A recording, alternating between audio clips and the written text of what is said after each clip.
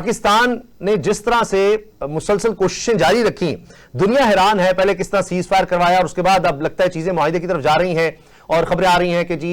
$20 अरब जो मुंजमद थे, फ्रीज थे ईरान के, वो डीफ्रीज कर दिए जाएंगे अमेरिका की तरफ से। तो ये दोनों तरफ से बड़ी विन विन सिचुएशन नजर आ रही है।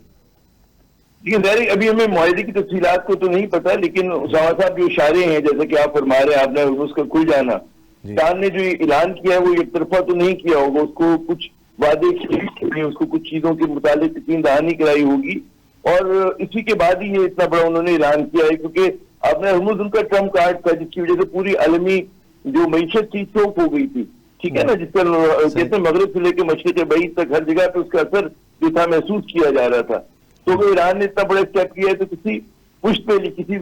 श्योरिटी के ऊपर लिया होगा। अभी तक जो है अमेरिका ने ब्लॉकेट खत्म नहीं किया है, नाकाबंदी खत्म नहीं की है, लेकिन मैं समझता हूँ कि वो जो है एक तरह का एक सिंबलिज्म है अमेरिका की तरफ से कि हम आखिरी वक्त तक जब तक मुआहिदा ना हो जाए हम दबाव बरकरार रखेंगे, क्योंकि जो कंसेशन देना चाह रहा है उसके लिए ट्रंप को भी अपना एक बयानिया बनाना होगा, ट्रंप साहब को भी, कि लगे कि उनकी जो ये जंग थी अमेरिका के लिए एक आरामद थी। उन्होंने जो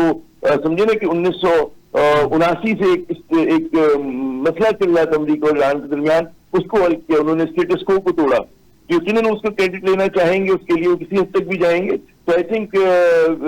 very near to the accord, अच्छी बात है। आलमी मैशत ने जैसे कि आपने फरमाया एक सुख का सांस लिया है। पाकिस्तान ने क्यों कोशिश की, ये बड़ा मजे की बात है, क्योंकि हमारा हमसाये का वो था, रिश्ता है उनके साथ। दूसरा हमारा अपना स्टेक है पीस के अंदर। पाकिस्तान को जो है अगर फर्ज करें कि जंग रहती और खुदा खासा फैलती तो पाकिस्तान की मैशत को उसकी जरूरत देनी थी। तो पाकिस्तान ने अपने लिए भी किया ये काम और दुनिया के लिए भी किया, बड़ी खूबसूरती के साथ किया। एक हसास किस्म को उन्होंने एक जिम्मेदारी अपनाई, उसको इसमें इत्मीनान हासिल रहा, अमरीका का भी इत्मीनान हासिल रहा, ईरान का भी, सऊदी अरब का भी, चीन का भी। तो जो एक डाइवर्स किस्म की पाकिस्तान ने जो कुव्वतों को इकट्ठा रखा अपने साथ, तो हमारी ये मैं समझता हूँ कि सफारतकारी की एक बड़ा एक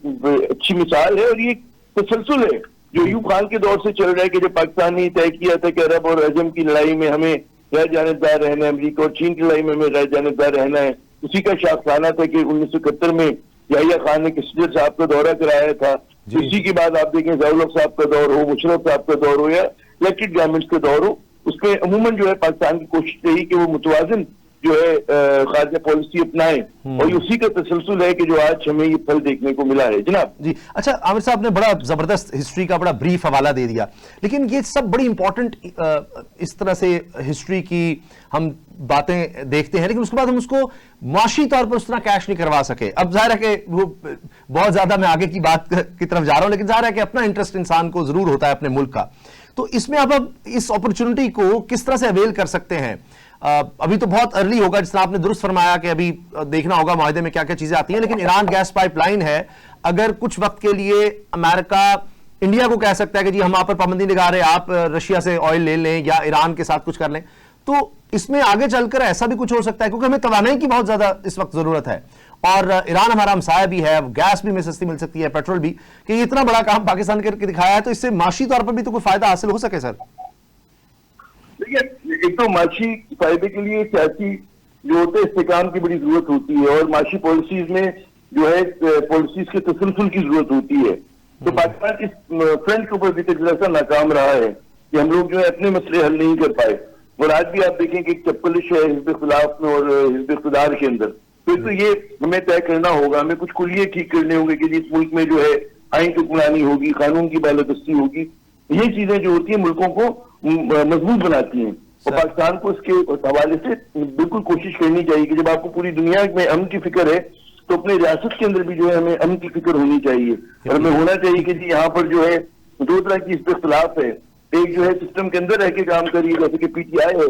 और एक वो है कि जो सिस्टम से बाहर रह के काम करिए जैसे TTP है और जो दूसरे मिलिटेंट ग्रुप्स हैं। तो कम से कम जो सिस्टम के अंदर काम कर रहे हैं उनको गले लगाना चाहिए, उनसे बातचीत करनी चाहिए और साथ ही साथ जो है आपको अपने पॉलिसीज में जो है तसलसल लेकर आए, मेरिट लेकर आए, आपके जो डायनेस्टिक पॉलिटिक्स है उसके बारे में सोचें, पॉलिटिकल पार्टीज को रिफॉर्म करें। तो ये चीजें जब तक हम नहीं करेंगे पाकिस्तान आगे नहीं बढ़ेगा।